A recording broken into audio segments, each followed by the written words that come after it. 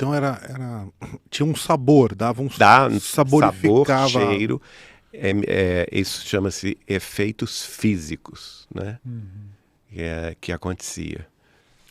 E a mais polêmica, já que vocês estão falando aí em polêmica e gostam de falar na polêmica, que é a questão da profecia, que é a mediunidade que ele tinha também em máxima potência, que nós espíritas chamamos de presciência. Allan Kardec vai escrever no capítulo 16 do seu último livro, que se chama A Gênese, os Milagres e as Predições segundo o Espiritismo. O capítulo 16 ele desenvolve a teoria da presciência, que são as pré-condições necessárias para que o espírito desencarnado ou médium consiga ver o futuro. E são duas coisas básicas que são a mesma coisa, que é o quê? Tanto o médium quanto o espírito precisam ser suficientemente espiritualizados, ou por outra, ele fala de uma outra forma, eles têm que ser absolutamente desmaterializados, no sentido de não ter apego à matéria, ao dinheiro, à fama, ao poder, entende? Isso é necessário. E essa mediunidade, segundo esse capítulo de Allan Kardec, não adianta a pessoa ser médium e querer ter essa mediunidade, porque ela não tem. A pessoa é escolhida lá de cima. Lá no mundo superior, escolhe o médium para receber essas informações. Então, não tenho dúvida que o Chico foi escolhido, porque veja a vida dele, não é? Uma vida de total renúncia, de total abnegação. Ele poderia ser o escritor brasileiro mais rico se ele, imagina, 537 livros, mais de 60 milhões de livros vendidos. Tem alguma ideia ou média de quanto isso daria em dinheiro? Só para vamos colocar. O Paulo Coelho é o segundo mais vendido, em torno de 15 milhões de livros. Está muito bem de vida, né? Parece que sim. Então, mora no exterior, casa em Paris, casa não sei onde, não é? Então, ele seria certamente um dos homens mais ricos no campo da literatura. Renunciou a tudo isso, doando gratuitamente os direitos autorais de todos esses livros para as editoras, que todas elas com atividades caritativas, assistenciais. Esses livros foram doados a hospitais psiquiátricos espíritas, a creches, orfanatos, instituições de amparo e educação, espalhados pelo Brasil inteiro, né? Então, é por aí. Então, não tem dúvida de que ele tinha essa condição, além de ser espiritualizado. Quer dizer, além de ser desapegado da matéria, eu tenho uma fotografia que eu não tive coragem ainda de publicar, que é eu sentado na cama dele. Mas eu vou publicar em breve no meu Instagram, para vocês verem a humildade da cama de Chico Xavier. Né? Como que ele dormia assim, no meio de livros, e ele não deixava ninguém arrumar aquele quarto, porque ele sabia exatamente onde estava a baguncinha dele, ele sabia, não é?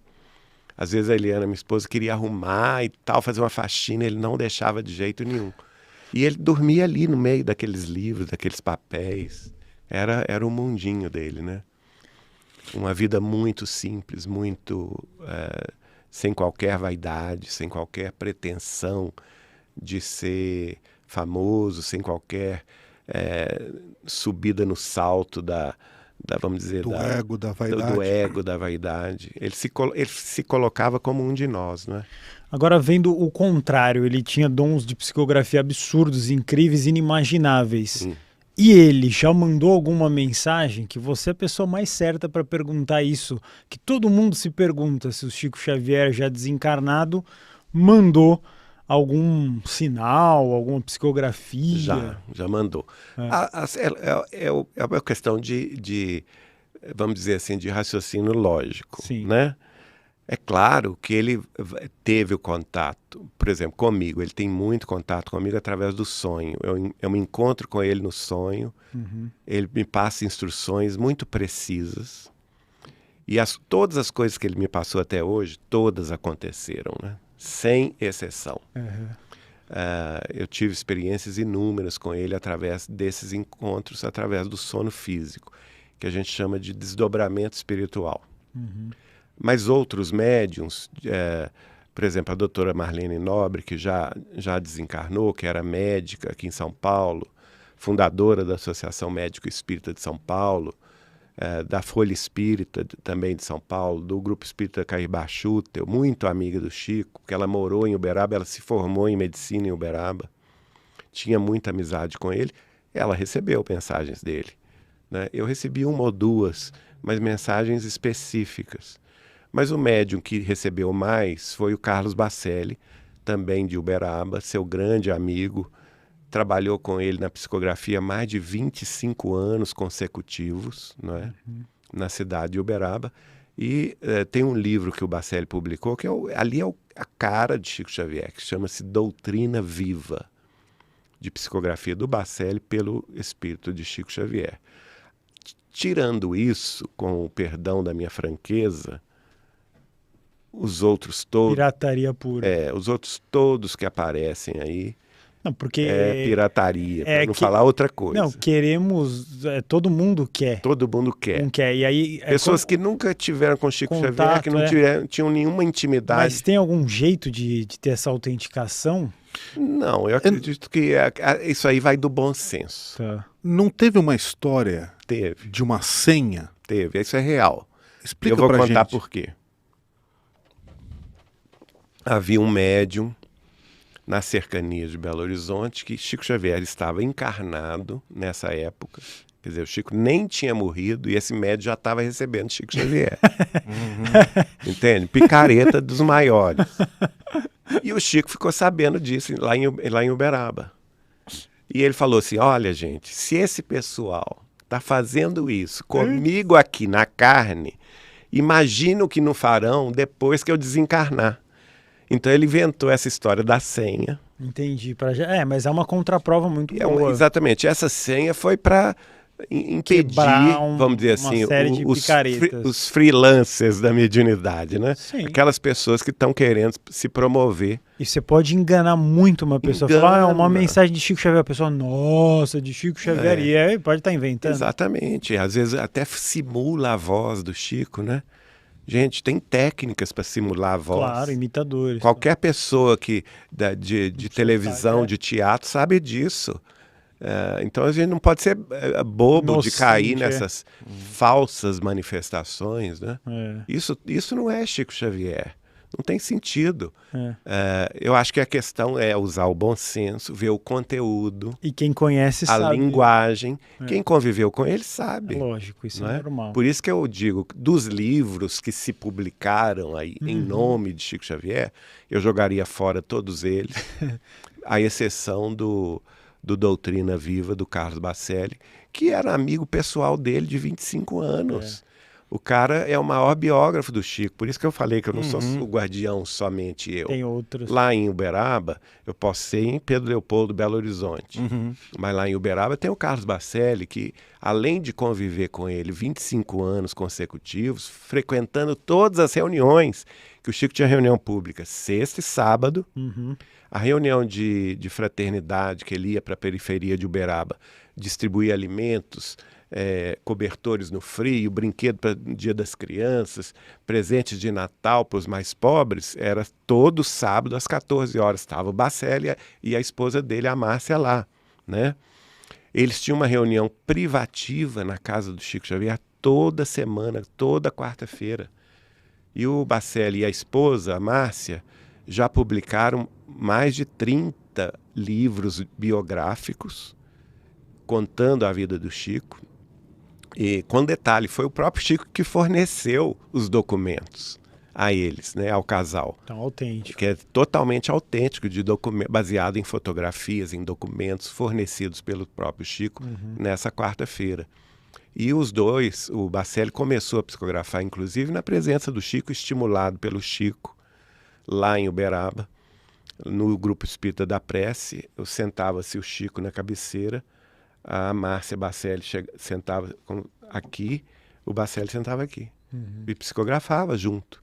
E eles publicaram juntos 10 livros conjuntamente da sua mediunidade. O Bacelli recebendo o irmão José e o Chico recebendo o Emmanuel. Quer dizer, uma pessoa que tem história, que tem todo tradição, né? Exatamente, uma tradição de amizade, de respeitabilidade. E hoje é quem continua esse trabalho, por exemplo, de recepção de mensagens consoladoras. Ele tem uma reunião, lógico, na pandemia parou, mas agora está voltando, que, se não me engano, é sábado de madrugada, começa às 6 horas da manhã, e domingo, lá em Uberaba, no Lar Espírita Pedro e Paulo, em que ele recebe, à semelhança do que o Chico Xavier fazia, recebe notícias de pessoas comuns que faleceram e que vão consolar os entes queridos aqui na Terra. Nessa linha da polêmica ainda continua muita falação sobre a reencarnação do Emmanuel. Não, isso é verdade. Sim, mas até veio um rapaz aqui, né, o nosso querido Guilherme Romano, muito bom, sobre filosofias indianas, e saiu nos jornais O Globo que ele seria, e ele mesmo desmentiu isso. Não seria, porque não tem a idade, não é? Ele é muito mais velho do que o Chico previu. O Chico falou conosco, aliás, ele começa a falar sobre a reencarnação do Emmanuel em 1973, então aqui em São Paulo, na TV Gazeta, com a Hebe Camargo. Ele é entrevistado, a gente tem o áudio dele contando para a Hebe Camargo, ela foi a entrevistadora dele, que o Emmanuel havia falado com ele que ele estaria no final do século XX reencarnando para que eles continuassem o trabalho, né? Outras pessoas de Uberaba, como por exemplo o médico do Chico Xavier, deu esse testemunho, nós temos em vídeo, o Dr. Elias Barbosa, eu próprio ouvi do Chico isso várias e várias vezes. O Chico falou comigo o seguinte, que o Emmanuel veio para continuar, só que ele reencarnou aqui no interior de São Paulo para ser médium de psicografia, e o Chico vai escrever através dele.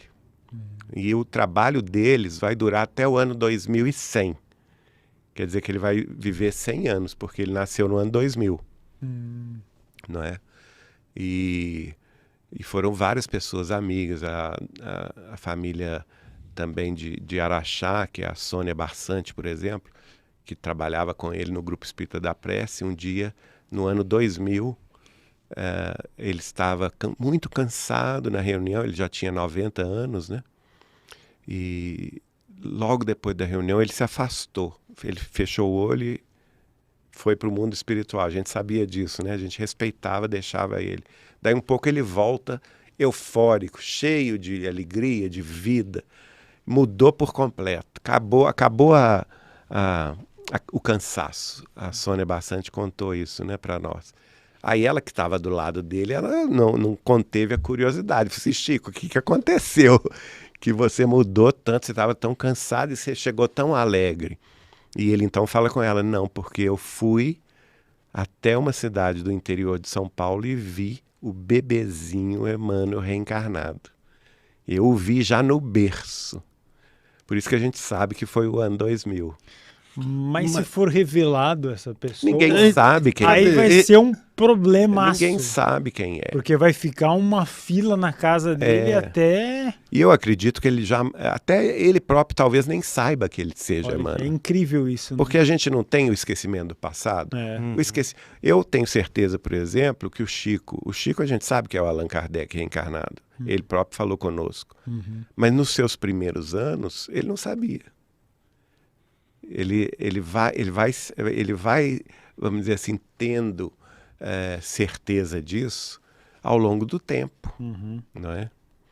Mas então o Emmanuel está vivo, Tá em carne e osso. Carne e osso, aqui em São Paulo, 22 com anos. 22 anos de idade. É um homem. É um homem, Mas o fato dele ser o Emmanuel reencarnado, isso não traz um dom mediúnico poderoso demais? Não, ele terá dons mediúnicos, sim. Assim como Chico Xavier teve. Mas Note bem, o próprio Chico começou com 17, mas ele era desconhecido até os 22. Ele só apareceu depois de que ele publicou em junho de 1932, ele nasceu em abril de 1910, então ele tinha 22 anos. Quando ele publicou o Parnaso de Além Túmulo, que foi o primeiro livro dele, com poetas brasileiros e portugueses, de fama mundial, é que ele se tornou conhecido nacionalmente, da noite para o dia. A dona Sônia Bassante perguntou a ele: Chico, como que nós vamos saber quem ele é? E o Chico respondeu: pela obra. Quando que foi o pico de fama do Chico Xavier? Foi no Pinga Fogo? Pinga Assim, Fogo. O Brasil realmente, assim, quem O não Brasil, conhecia e conheceu. quem não conhecia passou a conhecer, quem tinha preconceito contra ele ou contra o espiritismo deixou de ter. Foi o Pinga Fogo. Porque ele mostrou ali a face do espiritismo cristão. Ele foi o único que aceitou responder ao vivo qualquer tipo de pergunta, sem medo. Sem medo, respondeu pastor protestante, padre católico, filósofo, jornalista, pesquisadores da ciência, público, porque o programa foi ao vivo. Tem aquela história famosa que é contada no filme dos jornalistas franceses que tentaram... Não sei se era eles fingiram que eram. Fingiram ser franceses. Mas era o Davi Nasser, que era editor da revista O Cruzeiro, né? E o Jean Manzon. O Jean Manzon tinha origem francesa, mas era carioca. E eles se fingiram, tem toda uma malandragem, foram a Pedro Leopoldo falando a língua estrangeira, com intérprete, né, para enganar o Chico.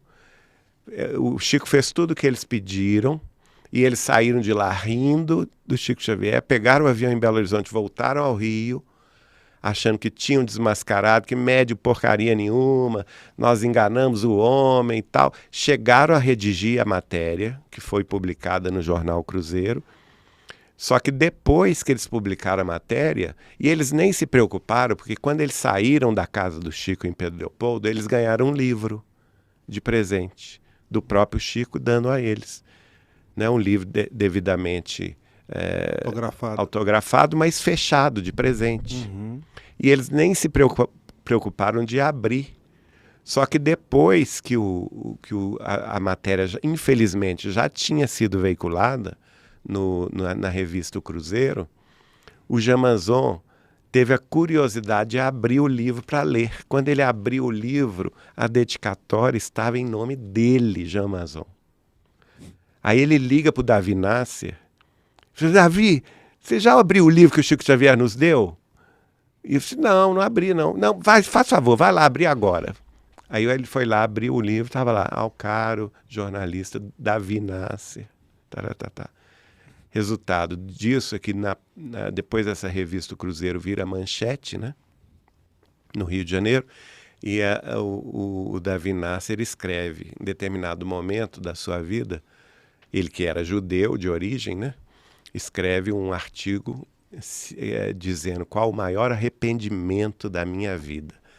Ter tentado enganar Chico Xavier. E o Cruzeiro, para quem não conhece, acho que era a revista como se fosse a Veja hoje. Era maior, de maior circulação. Era a mais importante revista da história do Brasil na época. Que todo mundo lia. Todo mundo lia, era o semanal mais famoso.